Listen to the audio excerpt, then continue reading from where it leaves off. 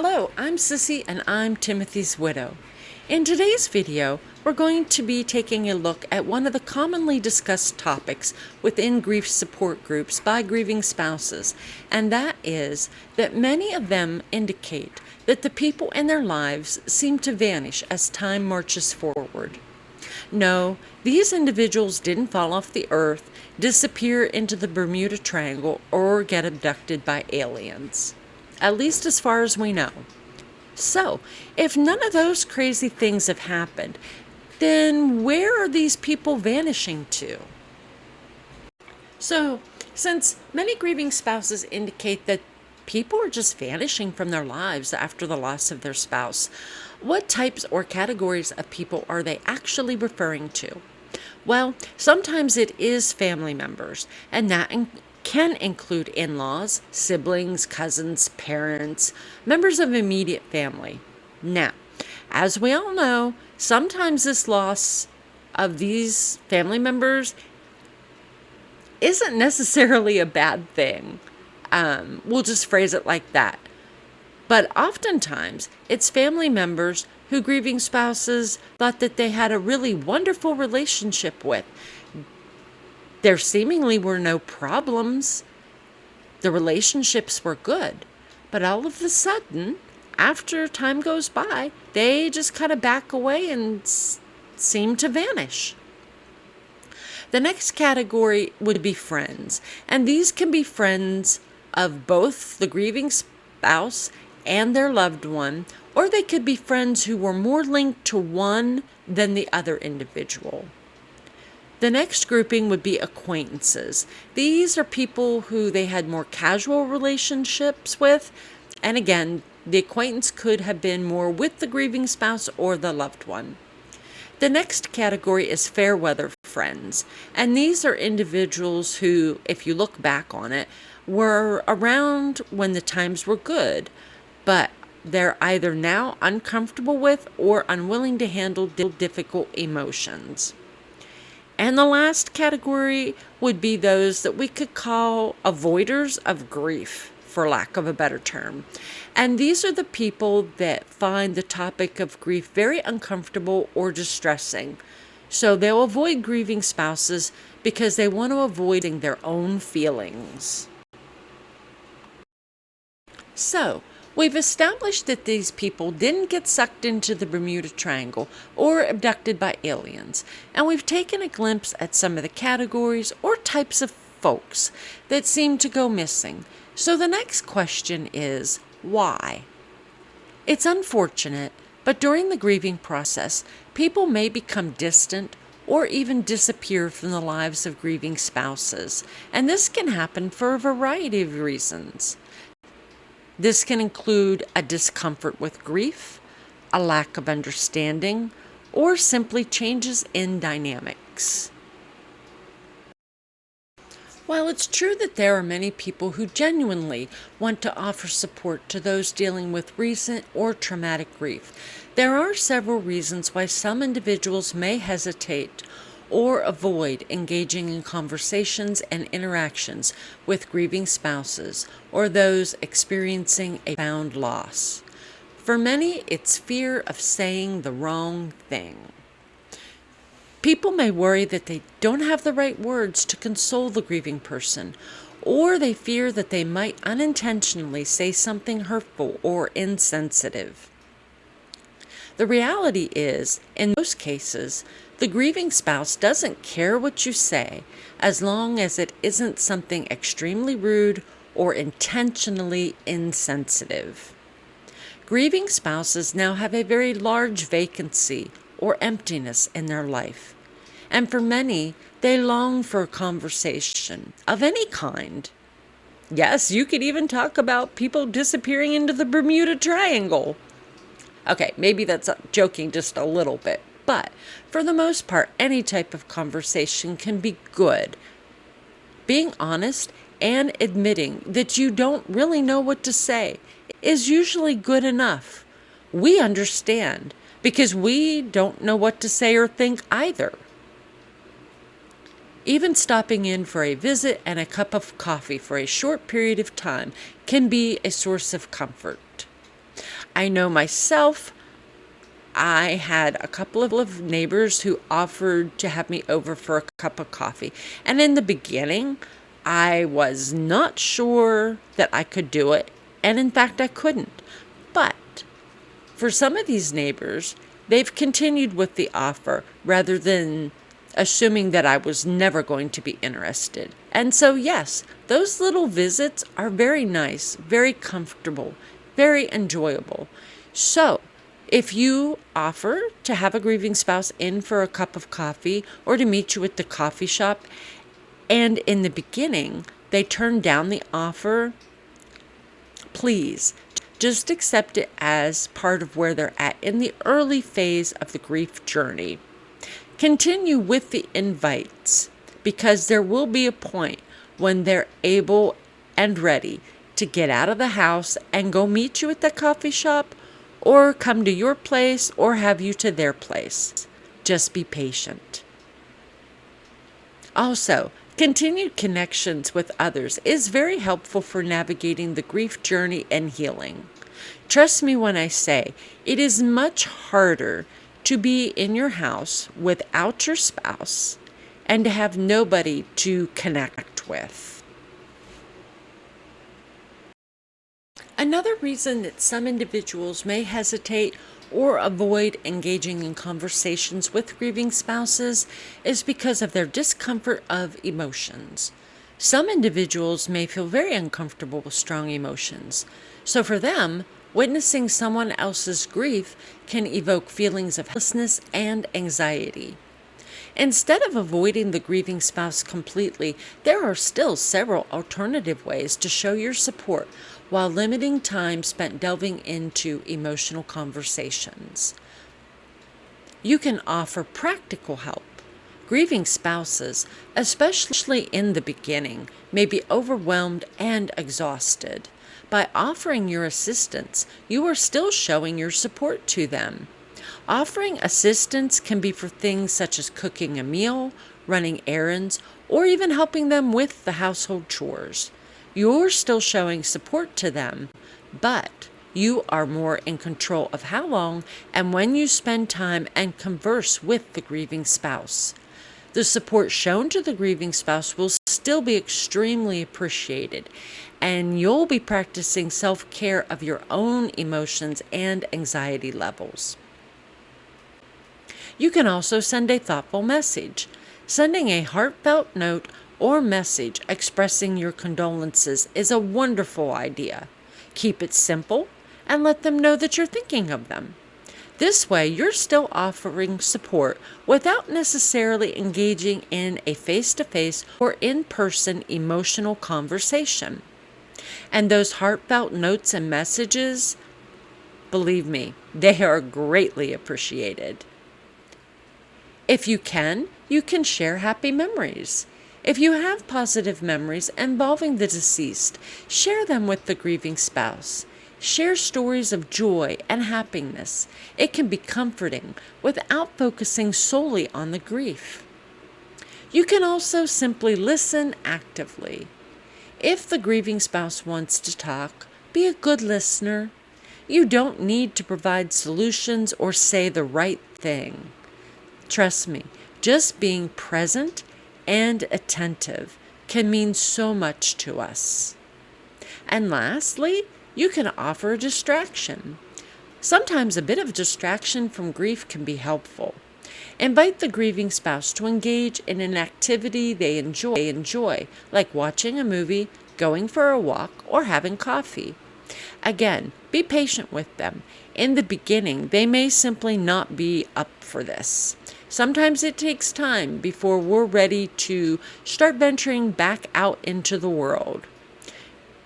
Please be patient and kind to us. There will come a point when we will be ready for that distraction. We'll be ready to go see that movie, or go for a walk, or enjoy that cup of coffee with you. There are still many ways that you can show support to a grieving spouse while easing the discomfort of your emotions. Sending a gift. A thoughtful gift, such as a book, a plant, or a journal, can be a wonderful way to show care and support. without directly addressing emotions or limiting your discomfort with your own emotions. I'm a reader, so receiving a book or a gift certificate to choose my own book, I would think that would be wonderful. And I know many grieving spouses are encouraged to journal as they navigate through the grief journey. Receiving a beautiful journal just from you, that's a wonderful gift and show of support. Check in periodically. Grief doesn't fade quickly, and for many, the second year is even harder than the first. Check in periodically to show that you're still thinking of them and available if they ever need to talk. Attend practical matters. Offer to accompany the grieving spouse to appointments, meetings, or gatherings that they might find challenging to attend alone.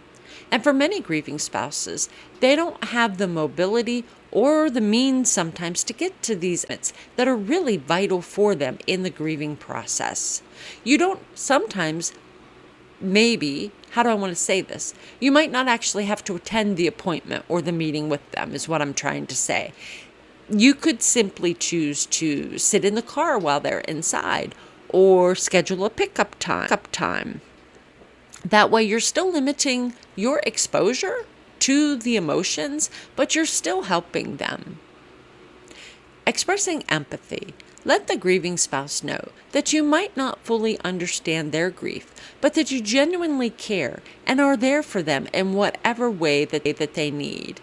And this can simply be by a social media reply or post, or even a text message. It lets them know that they are not forgotten. Share resources. If you're uncomfortable discussing emotions, you can still be a source of a grieving spouse. Share any resources, such as books, websites, or support groups that might help the grieving spouses with them. Trust me, in the beginning of the grief journey, we have no idea what we're doing or where we're going. So vital information like this is very much appreciated and can actually be very beneficial. That's what I want to say. Very beneficial in our grief journey. Remember to respect their boundaries. If the grieving spouse needs space, respect their wishes. Let them know that you'll be available whenever they're ready. Create a supportive environment. You can help create an environment where the grieving spouse feels comfortable expressing their emotions, even if you're not directly involved in these conversations or in their presence. You can do this simply with gifts, candles, or other soothing items like music or pillows, or what I would call a cuddle blanket, or self-care items. Remember, it's okay to admit your discomfort with emotions and communicate that you want to support them in ways that feel comfortable to you. Grief varies widely, and different people need different types of support. Your genuine intentions will likely be appreciated by the grieving spouse. Another reason why people mysteriously vanish from the lives of grieving spouses is simply because of a lack of understanding. If someone hasn't experienced significant loss themselves, they may find it challenging to empathize with the intensity of grief. They struggle to relate to the grieving person's emotions. For someone experiencing a lack of understanding about the grieving process, but still wanting to show support for a grieving spouse, there are several alternatives to consider. Demonstrating care and empathy, even when not fully grasping the emotional nuances, can make a meaningful difference. Offering your presence. Sometimes, just being there for the grieving spouse can be enough. Your physical presence can provide comfort and a sense of support, even if you're not sure what to say. Express sympathy. Let the grieving spouse know that you're sorry for their loss. While you may not understand the depth of their feelings, your sympathy can still convey that you care. Be a shoulder to lean on. Offer a shoulder to lean on, both figuratively and literally. Sometimes a comforting hug or a simple touch can communicate your support more effectively than words. Many people don't realize that grieving spouses can begin to feel very isolated and alone. A physical touch can mean the world to them. Continue to listen actively. Even if you don't fully understand, listen to them when they want to talk. Let them share their feelings and experiences without judgment or feeling the need to offer those right words. Continue to be patient with them. Grief can be complex and unpredictable. Be patient if the grieving spouse's emotions fluctuate or if they need time to process their feelings. Celebrate life events with them. Attend events or gatherings that celebrate the life of the deceased. Your presence can show that you're willing to support the grieving spouse in honoring their loved one's memory. Ask how you can help. If you're unsure how to support yourself, continue to ask the grieving spouse directly. They might have specific needs or preferences that you can accommodate. Respect their process. Respect the grieving spouse's ways of coping, even if you don't understand it. Remember that everyone grieves differently. Educate yourself. While you might not fully understand grief, taking the initiative to learn more about the grieving process and its different aspects shows that you are making effort to support them better. Hey, nobody's perfect, and we don't expect perfect from those who continue to support us. And it's perfectly fine not to be perfect. Support their decisions. Respect any decisions that the grieving spouse makes regarding funeral arrangements, memorials, or other related matters.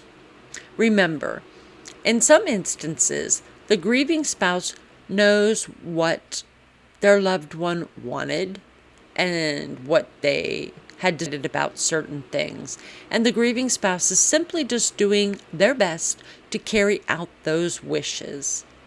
It's not for any of us to judge. So, just support them in those decisions.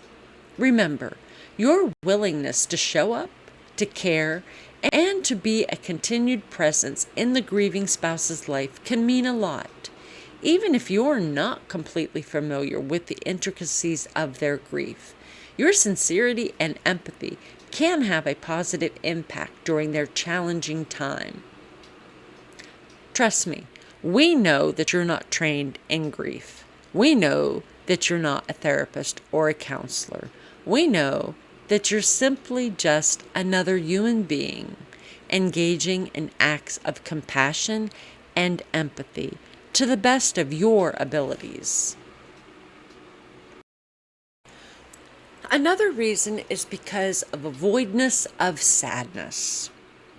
Engaging with someone who is grieving can remind people of their own mortality or their own past losses, leading them to avoid such conversations to protect themselves from feelings of sadness. If someone is avoiding sadness and finding it difficult to engage with the grief of a spouse, there are still meaningful ways to show support without directly confronting their own discomfort. It's important to remember that your presence and empathy matter, even if you're not comfortable with the sadness. Here are some alternative ways that you can help continue to support a grieving spouse. Provide distraction. Sometimes a bit of distraction from grief can be helpful. Suggest activities that the grieving spouse enjoys, or invite them to do something that you know that they find enjoyable, or that you think they might find enjoyable. Offer a listening ear. Even if you're not comfortable with sadness, be a good listener. Let the grieving spouse share their feelings, experiences. Offer empathy without trying to fix anything. Trust me, we know that you can't fix it because we know it's not a fixable situation. But knowing that you're just there listening to us means the world. Offer to help them create a comfortable environment. Make your presence with them a safe space, allowing them to express their emotions if they choose to, without feeling a pressure to do so. Offer to help them with practical arrangements, such as organizing memorial services, dealing with paperwork, or making necessary phone calls. Trust me, those things are incredibly difficult. And sometimes it's not that we want you to actually do these things for us. Sometimes if you're just sitting with us while we're there, and maybe if you lend a helping hand, such as handing us a tissue if we break down into tears, or if you're just simply writing down things that we repeat while we're on a phone call because we're shaky at the moment and we can't trust our memories because, yes, that's an issue as well. Oh my gosh, that kind of support would be so wonderful to have. Many grieving spouses don't have anybody because they're alone. Think of how much your presence would mean to them.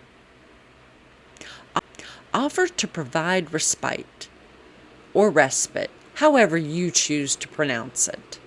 Offer to watch over their responsibilities for a while. This can be in things such as taking care of their children or their pets, so that they can have some time for themselves. Remember regularly, grief does not follow a strict timeline. Regularly checking in with the grieving spouse to show your ongoing support and reminding them that you're there for them is again greatly appreciated. Grief doesn't end in just a week or 2 weeks or a month or even a year. And for many of us, yes, we do find that second year extremely challenging. And often by the time the second year rolls around, many people have vanished. So if you're one that continues to check in regularly, we value. Continue to share resources. Like I said, by the time you get to the second year of grief, we can be finding it so much harder. So if you've been keeping an eye out for books or articles or websites that offer guidance on coping with grief, and then you share them with us, that's a way to provide support indirectly. Remember to respect their space. If the grieving spouse needs space, respect their wishes. Continue to let them know that you're available whenever they're ready and need you. Offer virtual support. If in-person interaction is difficult, send supportive messages or schedule virtual calls to stay connected. That's a truly meaningful way to help show your support. Remember that your intention to be there is what matters, even if you're avoiding. Grief is complex, and your support, empathy, and kindness can make a difference in the grieving spouse's journey. Your presence and effort to show care can be truly meaningful. While it is true that there are many people who genuinely want to offer support to those dealing with recent or traumatic grief, we've just taken a brief look at several reasons as to why some individuals may hesitate or avoid engaging in conversations with grieving spouses or those experiencing profound loss. I am hoping that today's video will allow you to see how much benefit you can bring to the grieving spouse that you may know and are actively finding reasons to avoid. Please know that it isn't shameful for you to feel this way or to find yourself doing this. Just like so much in the grief process, this too is normal. There are so many little ways that we can support each other. Humanity should be best recognized as a giving culture, no matter how small the gift is. As a grieving spouse, I want to let you know that it is okay to not know what to do, to be afraid of doing or saying the wrong thing, and that I think it is very courageous of you to try to continue to show your support, even with what you might think is the smallest of gifts. The grief journey is complex and challenging for everyone, including you, as you try to look for ways to offer support that are comfortable for your own emotions and anxiety levels. I am being very honest when I say that as grieving spouses, we really do appreciate every gift and every supporter, no matter how small. It means the world to us. As always, I want to thank you so much for joining me for today's video and for putting up with me as I stumble over my words. I guess today I'm not meant to be able to talk correctly.